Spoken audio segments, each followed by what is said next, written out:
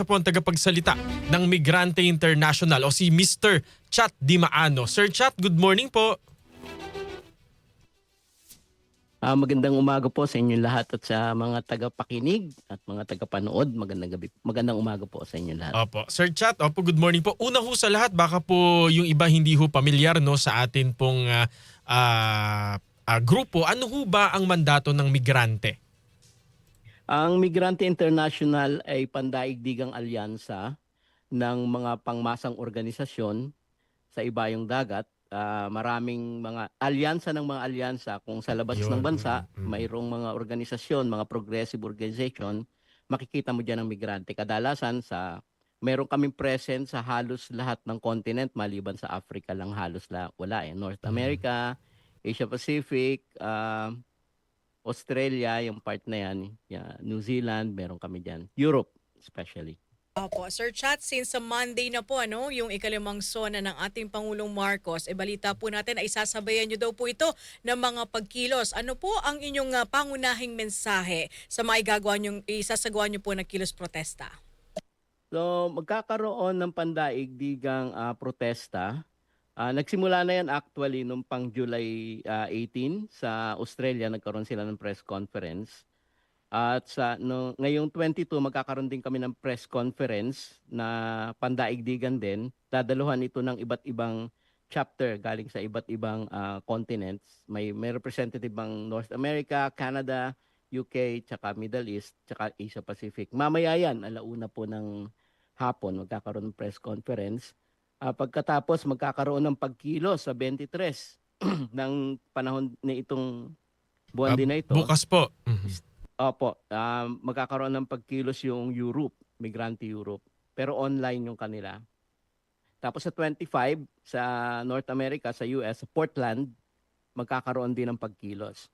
Pero sa 26, bago pumasok yung SONA, magkakaroon ng pagkilos ang Hong Kong, Australia, sa Sydney, sa Melbourne, South Korea, Japan, Thailand, Netherlands, Italy, sa US po, magkakaroon ng pagkilos sa Chicago, sa Washington DC, at sa Canada naman, magkakaroon din ng pagkilos, kilos protesta, sa Edmonton, sa Ottawa, Montreal, at sa New Zealand naman, sa Christchurch magkakaroon.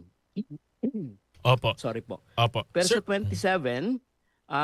27, sa araw mismo ng SONA, bukod sa pagkilos dito sa Pilipinas, siyempre kasama ang aming organisasyon sa pagkilos, ang aming alyansa, kasama din. Magkakaroon ng pagkilos sa New Zealand, sa Auckland. Magkakaroon ulit ng pagkilos sa UK, sa London. Magkakaroon ng pagkilos din sa Germany. At magkakaroon din ng pagkilos sa US, Los Angeles naman, San Francisco, New York, Washington DC. Tapos Canada. So far ito, Canada sa Toronto, magkakaroon ng simultaneous na kilos protesta yung mga balangay ng Migrante International diyan sa mga nabanggit na lugar.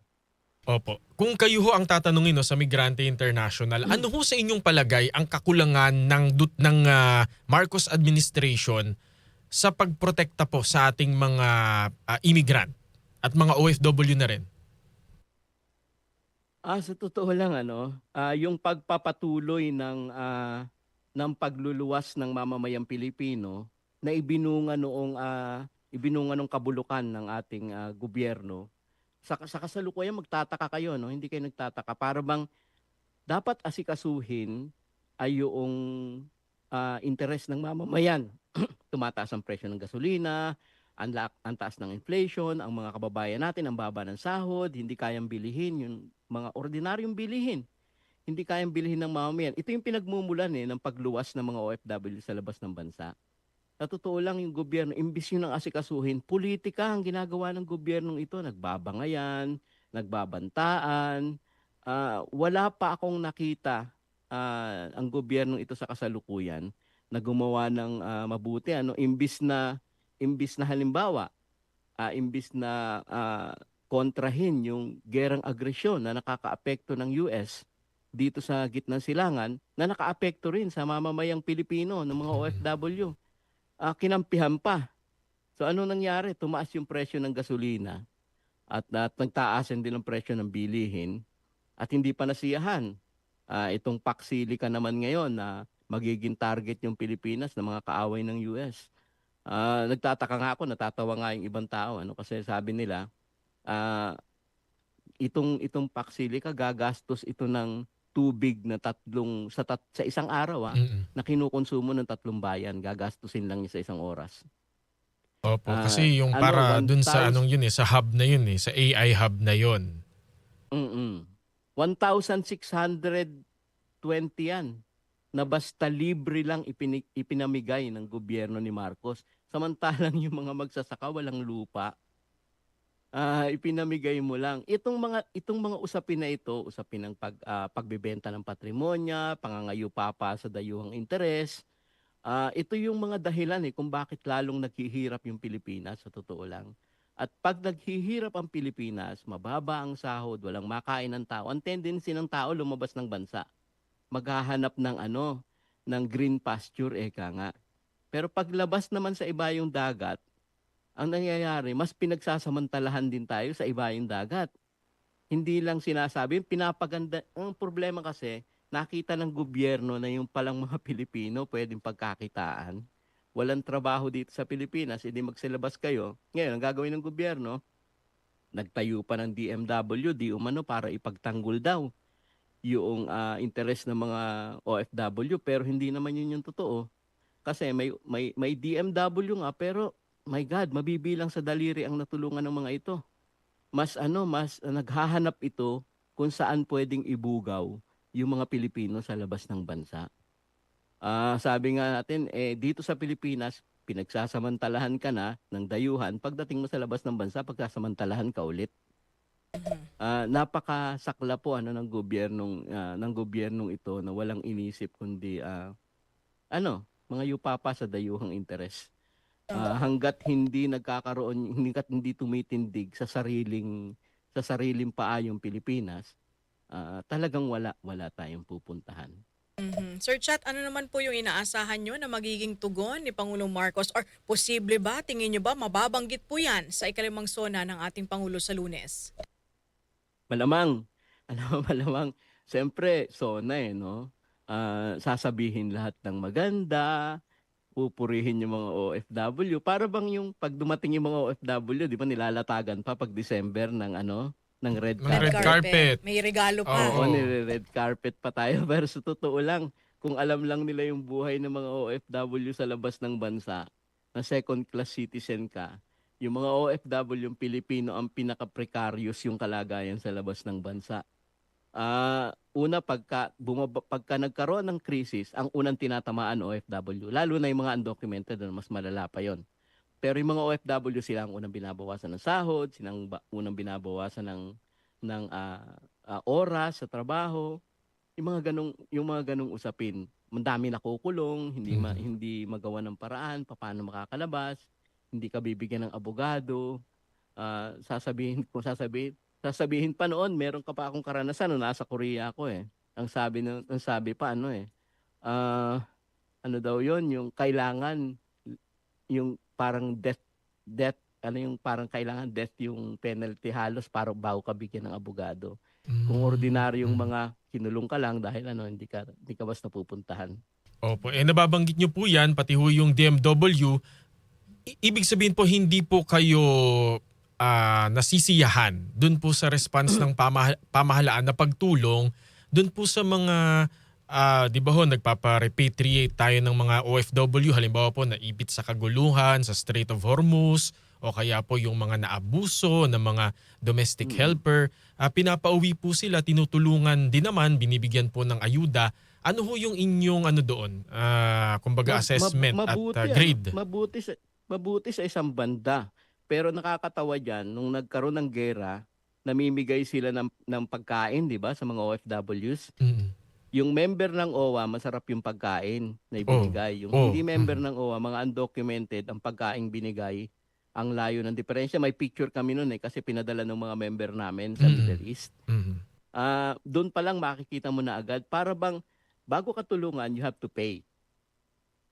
Di ba? Parang ganon. Itong halimbawa, itong example, kung yung Department of Migrant Workers, meron silang Sir Chat. verification. babayad ka doon. Contract verification para daw safe ka. Pagdating ng OFW sa labas ng bansa, magkakaroon ng dual contract. Ano po Eh yun? di ba dual contract, papalitan yung kontrata mo Mm. ng bago. Mhm. Eh anong silbi nung binayaran mo na sinasabi nilang contract verification? Yung contract verification daw, para daw sa safety mo. Ang nangyayari, pagdating mo sa labas ng bansa, papalitan din yung kontrata mo. Anong silbi nun? Una, kinikilang ka na sa verification, tapos pagdating mo sa labas, wala din naman palang silbi, di gumastos ka lang. Di ba? Yung mga Opo. ganong Mhm. usapin. Meron silang Memorandum Circulation number 41. Hanggang ngayon, ini-implement pa rin yan. Danggaling pa yan sa POEA. Effectively, tinatanggal nila yung direct hiring. So, anong nangyayari? Kailangan, kahit na meron ka ng kausap, may amo ka na, pwedeng ayusin yung papeles mo. Kunwari, may case kaming nakausap dito sa Italy. Okay na, yung amo gusto siyang kunin, may aayos niya yung papel, pero hindi siya ma-process kasi kailangan pang dumaan sa DMW, nagagastos na naman siya. Eh, nandun na siya sa Italy. Mhm, correct. Doble gastos Yung pa. mga ganon. Mm-mm. Oo. Malinaw na itong gobyernong to, mas ang interest ay state exaction, pagpapadala ng mga dolyar ng mga OFW remittances kasi nakikinabang ng todo ang gobyerno sa remittances ng OFW kasi nagbabayad sa utang yung gobyerno Dollars naman yung binabayad ng gobyerno, di ba? Sa Opo. utang panlabas. Na alam naman natin, kita nyo nga may impeachment, di ba? Yung inuutang ng gobyerno na supposedly sa mga mamamayang Pilipino, dinadambong naman nitong mga politiko. Kaya yung mga OFW sa totoo lang, mas matindi ang dapat na galit na ipakita sa gobyernong ito kasi nga halos walang ibinibigay na tulong. Puro pa pogi points lang ang ginagawa ng gobyernong ito. Okay, siguro sir, last on my part, kung kayo po ang tatanungin sa Migrante International, ano po ang grado ay bibigay niyo po sa Marcos Jr. administration? Pwede ho ba negative zero? Hindi lang basta zero, may negative pa. Oo eh. Oo. Kumbaga, Sukdulan na ito. sukdulan ng bagsak na yun eh. Oo eh. Kasi po 8,000 OFW ang umaaris pa rin araw-araw. Wala itong sinasanto.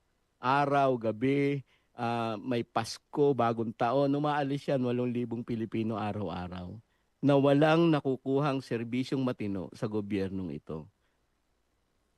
Kaya kita nyo naman ang ginagawa ng gobyerno to until the time na umayos ang gobyerno, hindi mahihinto ang labor export program which is nakakahiya. Ginawang negosyo ng gobyernong ito yung mamamayang Pilipino, sarili niyang mamamayan. Ginawang negosyo kasi kumikita siya yung sinasabing institutionalization ng pagluluwas ng tao. Mm. Ginawa ng gobyerno 'yan. Kasi ang patunay diyan DMW, nandiyan yung DMW. Ito yung malinaw na institutionalization ng pagluluwas. Sabi nga nung ibang nakakausap ko, legal na tawag dito, trafficking. Sabi nila, legal na trafficking yan. Gobyerno lang ang gumagawa. Kaya legal. Pinagkakakitaan ka na bago lumabas, pagbalik mo, pagkakakitaan ka ulit, pero wala ka naman serbisyo. Opo. Sir Chat, maraming salamat po. Maging sa Migrante International, mabuhay po kayo. Ingat po palagi, Sir Maraming Chat. salamat po. Nakausap po natin ang tagapagsalita ng Migrante